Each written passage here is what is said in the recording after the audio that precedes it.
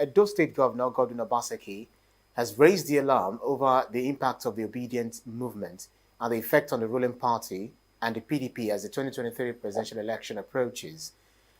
This has also been echoed by some other politicians who feel the movement is gaining momentum. How are you reading these political dynamics as the elections approach?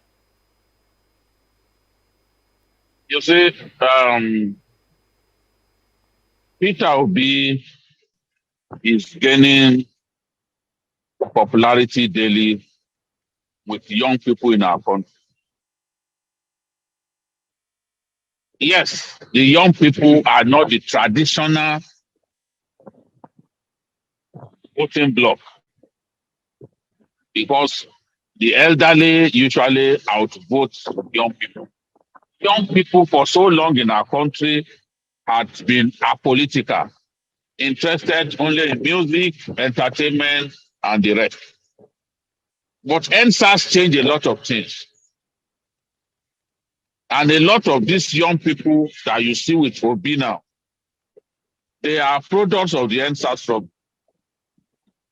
A lot of them are hungry.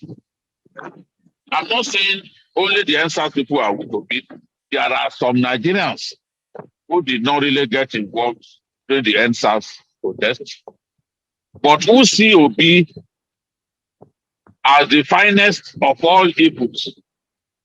Politicians are seen as representing evil, but they see Obi as better than other evils. So they think Obi is like a new broom that will help sweep away the problems that they are facing in the country. And interestingly, a lot of the entertainment people who also played an active part during the NSAS struggle are supporting Obi today. What the governor of Edo said is true to a very large extent. A lot of young people are disappointed in both the APC and the PDP. They don't want to hear the names of those political parties. They believe that those two parties have not done well for us as a people, as a country. A lot of these young people think that they don't have a future. They believe that with the APC and the PDP, nothing significant will change. That is the point that the governor of Edo State is echoing that look, in every home,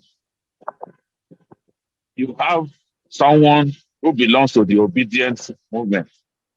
Peter Obi is a movement, whether we like it or not. I may not be a supporter. I may not approve of his method. But we have to admit that Peter Obi is already a movement in our country.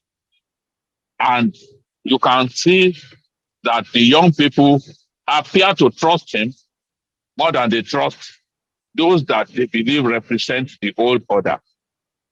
It's just these young people expressing their anger in their own way. You can see that the Minister of Works, Fashola, told them that not to vote with anger. He wants them to calm down and do a lot of soul searching, a lot of introspection before voting. But anger can push people to sometimes take the best decision. Anger can also make people to take the worst decisions. As far as these young people are concerned, it is Obi or nobody else.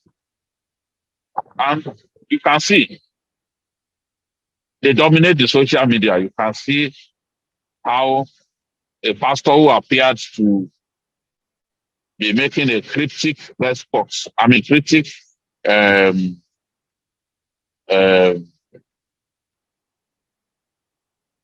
not really jibe.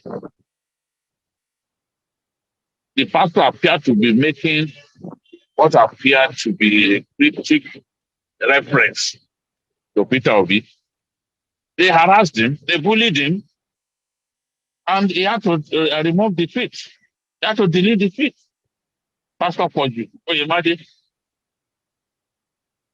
That's the Obi movement at work. Whether this movement can translate to victory or Obi is a question whose answer is blowing in the wind.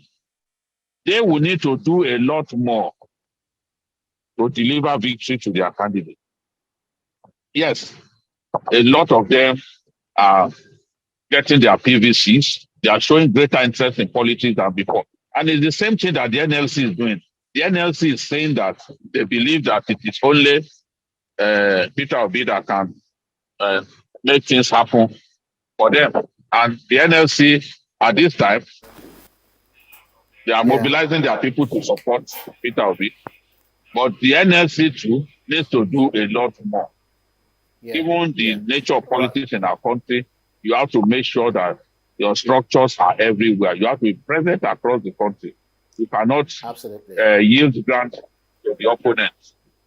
You don't deliberately yield grant to the opponent by not being present in certain places. That will make it difficult for you to win. So the Obi train is real. The Obi movement is real. And everything that the governor of those states said is true. Yeah. Those young people. Let me quickly put it. Yeah.